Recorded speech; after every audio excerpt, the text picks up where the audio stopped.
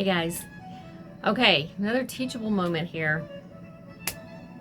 Um, so I'm here to help anybody I can and make things better for you. Um, just in recent months, well, I guess since Bass Reeves ended, and it wrapped, it's done for the season. And then of course we went on strike, or SAG went on strike. It's very slow right now. So there's a lot of productions that just have come, well, all of them really have come to a halt. Unless, you're Texas and you have the waiver where you can continue filming, or you're nonprofit, or commercial. There's a few other things that people can film, but by and large, everything's pretty much halted, except for a few. Yes, Texas is a right to work state. I get that. But for the most part, production has gone way down for a lot of us. And so I've had a lot of actors, ex-military, ex-police, that were on the show Bass Reeves. And because of their background, I guess, in law enforcement or the military, even though it was a period piece, they worked on it literally every day for, 6 months or however long it was. And now the show is wrapped, and so they're looking for other things because they thought that, well, I did so well on this that I'm going to continue working like this all the time, even though they only had featured or extra. And so the case is that wrapped, and really there's not a lot for them that is going on. And certainly not any speaking roles that they can actually go for, because they haven't had the training or the background or understanding of the process of submitting and auditioning. They don't know any of that. They only know they need a headshot and their look is great. As a matter of fact, I've been told that. I have a great look, so I know I fit this. Well, yes, looks are good. Looks can get you places. But after a few minutes, you have to have something to carry you over. You have to have talent and an understanding of the film industry and the process of how it all works. They're not going to just throw you in the giant role because of your looks.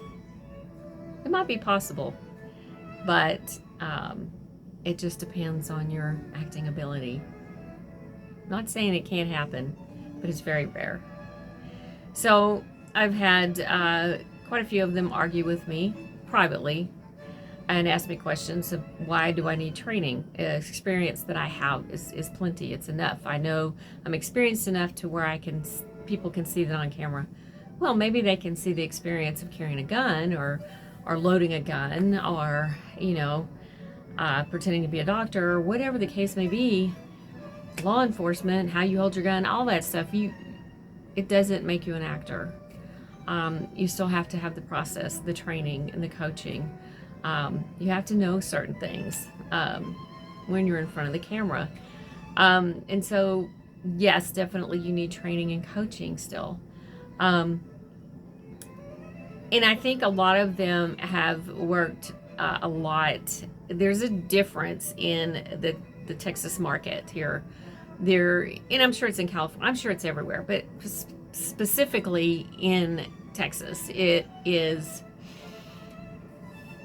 low budget, ultra low budget, low, and it's people that are creating their own content that don't have the money, that bring people on that have those skills as a military or a cop, but yet they don't require them to have specialized training as an actor. So these actors are going for all these roles thinking that that's the way to go and move up, and it gives you some experience, but then again, it depends on the project and the production and how professional they are, their outfit, their camera people, their DP, their sound, everything, and what they're going to be doing with that film, which is usually a short or film festival, or maybe they're going to rent a theater out just for their crew and their cast and their family to see. And that happens a lot in Texas. There's a lot of those. A lot of people get on those and work and maybe get speaking roles. If it's good enough, you might be able to use footage from it, but it depends on the other actors that are in it. If they're not trained and coached and professional actors, it's not going to make you look good. Okay, the production value, the lighting, the sound, the editing, everything about it. If it doesn't look good, a casting director is going to know it immediately if they see a reel or footage for that. They are going to immediately know that this is a non-professional, low-value project. You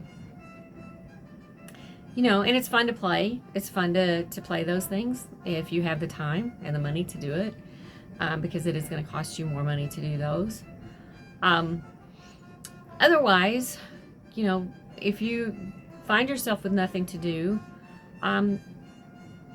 theater, immersive, coach, train, take a workshop, take lessons where you can, you know, network, go to festivals, meet people, talk to the people, the leaders in the industry that can help you and guide you in the right direction. It will definitely help you to achieve the goals that you're wanting to achieve. If you're wanting to do this as a full-time actor, you have to look at these things and take it very seriously, because it's not just your look. I had an actor tell me, well, my look is great. I've been told that, and I've been told I will go really far. And maybe as far as modeling, your look, like I said, your look is great, but it will only get you so far. If you're on a professional union job, film, it's probably going to be a different story when you're up against professional long-term actors. Okay. So I just wanted to share that with y'all, because it's so important, and I've come across a lot of it here lately. A lot of backlash from people, a lot of people arguing they don't need the coaching and the training. People sending me all their information to my DM rather than the process of email and doing it properly, because they've never been trained.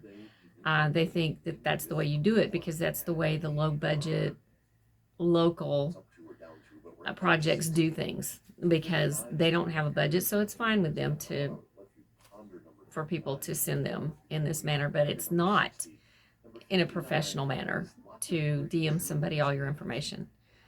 Okay, it should be done by email. And again, there's a certain format when you send an email to casting of what you need to send. So please listen. I'm here to help, and I'm trying to help you guys. Not trying to argue, but a lot of times, you know, there's a lot more women in casting than men. There are men casting directors, and maybe you'll listen to them. I don't know if you won't listen to me. So I'm just here to help, but peace out.